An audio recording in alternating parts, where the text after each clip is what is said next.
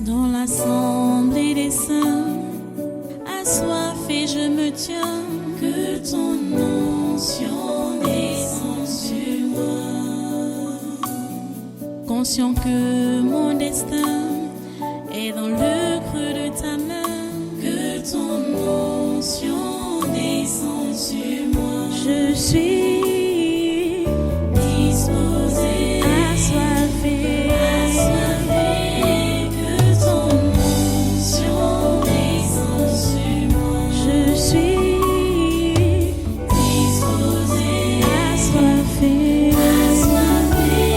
que ton onction descende sur moi.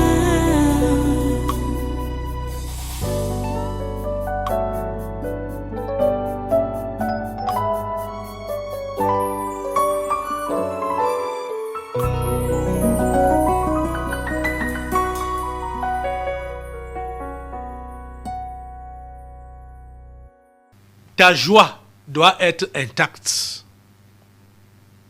Et tu dois faire le travail que le Seigneur t'a confié avec cette joie-là. Même si n'importe quoi arrive, ta joie doit être intacte. En fait, quand le chrétien a déjà perdu la joie du salut et la joie du service, ça veut dire qu'il a perdu le salut. Quand tu n'as plus de joie, ça veut dire que tu as perdu le salut. Tu n'as pas la joie du salut, tu n'as pas la joie du service. Ça veut dire que tu as rétrogradé. L'Esprit Saint n'est plus en toi. Cette joie ne doit jamais nous quitter. Dès que nous sommes convertis à Christ là, il a restauré notre âme, il nous a pardonné. Nous ressentons cette paix profonde, cette joie profonde. Aucune situation, aucune étape de notre vie ne doit enlever cette joie. Quand cette joie est enlevée, quand on perd cette joie, ça veut dire qu'on a perdu le salut. Je ne sais pas ce par quoi tu passes et que ça a fait perdre ta joie, ça t'attriste ou ça te fait quoi, je ne sais pas. Hein? Dès que le chrétien n'a plus la joie du salut, la paix du cœur là, tu as déjà rétrogradé. Tu n'es plus en communion avec Dieu. Tu peux continuer à faire du mécanisme dans la prière, dans la lecture de la Bible, à assister aux assemblées, mais n'ayant plus la joie du salut, tu as déjà rétrogradé. Parce que rien ne doit nous faire perdre la joie. Jésus a dit que je vous donne la paix, je vous donne ma paix. Je ne vous la donne pas comme le monde la donne. Donc que votre cœur ne se trouble point. Le chrétien ne doit pas avoir un cœur troublé. Non, ça ne doit pas exister. Que tu es troublé dans ton esprit chrétien, tu perds ta paix, tu perds ta joie. Ça ne doit pas t'arriver. Ça veut dire que tu as rétrogradé, ça veut dire que tu n'es plus en communion avec Dieu. Donc, si tu avais cru dans le passé et que présentement, tu sens, tu vois, tu sais que tu n'as plus la paix, tu n'es plus tranquille dans ton cœur là, comprends directement que tu as rétrogradé. Quelles que soient les raisons que tu peux te donner, tu comprends? Quelles que soient les raisons que tu peux te donner, comprends que tu as rétrogradé et tu dois revenir rapidement dans des meilleurs sentiments avec Dieu. Tu dois réparer ta relation avec Dieu rapidement là. Ouais, on a eu un cas hier, cette maman, Marie, qui, depuis des années, elle est en trouble, en difficulté avec les gens. C'est dans son cœur qu'elle vit ça. J'espère qu'elle va vraiment redevenir chrétienne hein, aujourd'hui, puisque elle parlait de ceux-là qui l'ont offensée comme au présent. C'est-à-dire, ces enfants-là me dérangent et ces enfants doivent me laisser tranquille. C'est comme ça que les choses qui sont déroulées il y a des années, au moins 5 ans, c'est encore c'est frais dans son esprit, dans sa mémoire, dans son langage, dans tout son être. On comprend que elle a perdu la paix depuis longtemps. Elle a perdu la joie du salut depuis longtemps. Et c'est la rancœur qui est là dans son cœur, la rancune qui est là dans son cœur, qui la gère. Pendant tout ce temps, Paul dit, mais je ne fais pour moi-même aucun cas de ma vie, comme si elle m'était précieuse, pourvu que j'accomplisse ma course avec joie. Que j'accomplisse ma course avec joie. Cette joie, tu ne dois pas la perdre. Le travail de Dieu, tu dois le faire avec joie. Quel que soit ce que tu vas rencontrer, comme obstacle, comme trouble, comme difficulté, comme vent, comme tempête, comme épreuve, comme test, ça ne doit pas t'enlever la joie. Tu comprends ça? Ça ne doit pas t'enlever la joie. Pourvu que j'accomplisse ma course avec joie et le ministère que j'ai reçu du Seigneur Jésus, d'annoncer la bonne nouvelle de la grâce de Dieu.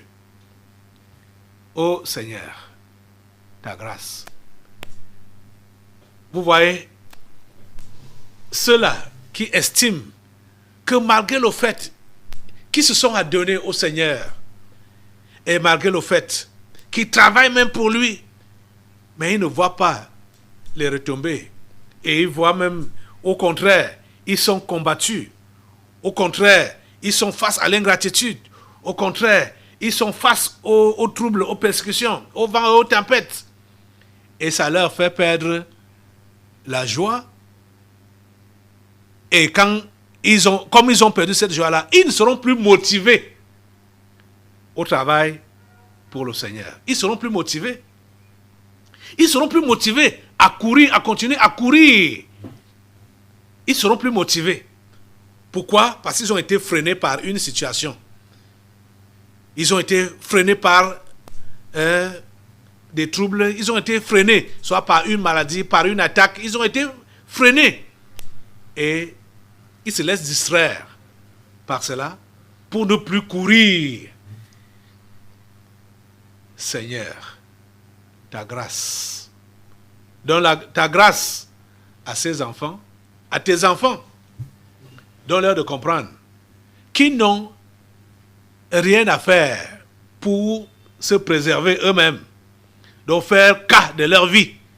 Et vous voyez que tout ça là, pourquoi est-ce que quelqu'un peut perdre sa joie, la joie de la course, la joie du salut, parce qu'il a été confronté à une difficulté, à un problème, et maintenant là, il se recroqueville sur lui-même.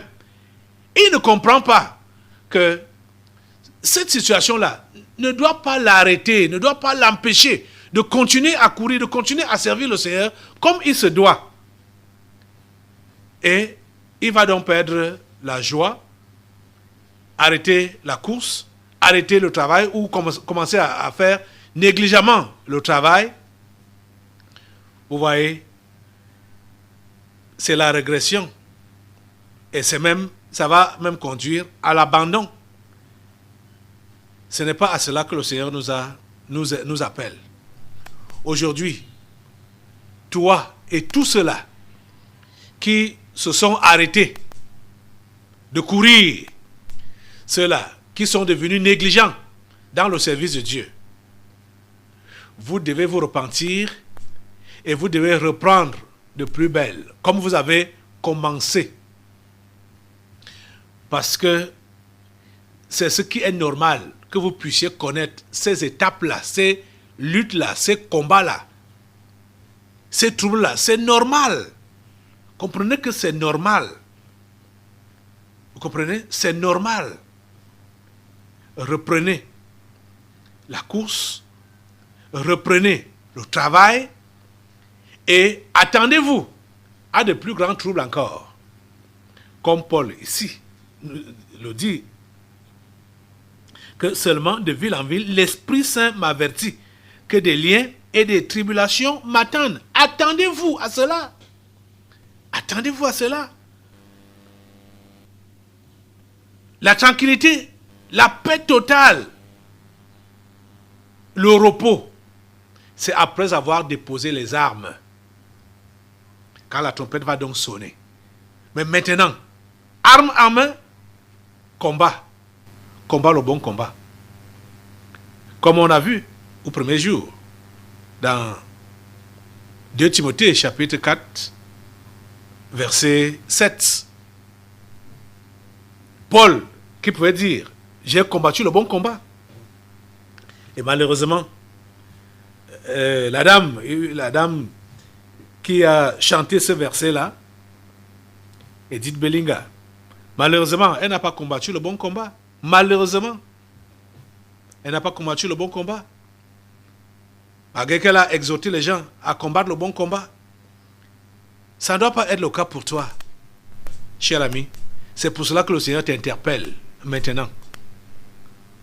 Pour que tu mettes vraiment de côté tout ce par quoi tu passes. Que tu ne fasses pas cas de ta vie. Essayer de préserver ta vie. D'avoir la sécurité, la paix pour toi. Ce n'est pas la paix du Saint-Esprit, mais la paix pour toi. Donc la tranquillité pour toi. La tranquillité pour toi, la paix pour toi. Pas par rapport au travail que tu fais, ou par rapport au travail que tu es appelé à faire. Mais la paix pour toi, tu veux la tranquillité, tu ne veux pas que quelque chose te gêne. Hein? Tu veux la sécurité, tu veux l'aisance, tu veux le bien-être, tu veux la paix pour toi. La paix pour toi, pour toi-même. Donc tu ne fais que cas de ta vie, de ta propre vie. Et tu veux la sécuriser à tout prix. Tu veux la protéger à tout prix. Tu veux la... Oh mon Dieu, ce n'est pas ça. Ce n'est pas à ça que tu es appelé. Cher ami, comprends ça aujourd'hui. Cette vie-là que tu as, elle ne t'appartient pas. Elle appartient au Seigneur. Et attends, toi, qu'elle te soit même enlevée pendant que tu défends les intérêts de Dieu. Ce sont ces intérêts que tu dois défendre. Tu comprends ça? Et non tes propres intérêts. Ce sont les intérêts de l'évangile que tu dois défendre et non tes propres intérêts. Ce sont les intérêts des perdus que tu dois défendre et non tes propres intérêts. Tu as compris ça? Lève-toi sur tes 2 pieds aujourd'hui, ce matin, pour prier Dieu qui donne cette grâce-là de ne pas faire cas de ta vie, de défendre les intérêts de l'évangile, de combattre pour la foi de l'évangile, de défendre les intérêts des non-croyants ou de tes frères en Christ. Tu dois défendre les intérêts des autres, ayant un comportement digne de l'évangile, qui est donc là pour défendre la foi de l'évangile à n'importe quel prix, et non défendre tes intérêts à toi. Ô Seigneur, aide cet homme, aide cette femme, aide ces gens à comprendre la profondeur de ton interpellation. Ô Dieu, s'il te plaît, agis. Merci Seigneur, parce que tu interviens et que tu agis dans ces vies au nom puissant de Jésus. J'ai prié. Amen. Assois-toi. Nous allons maintenant passer aux délivrances prophétiques.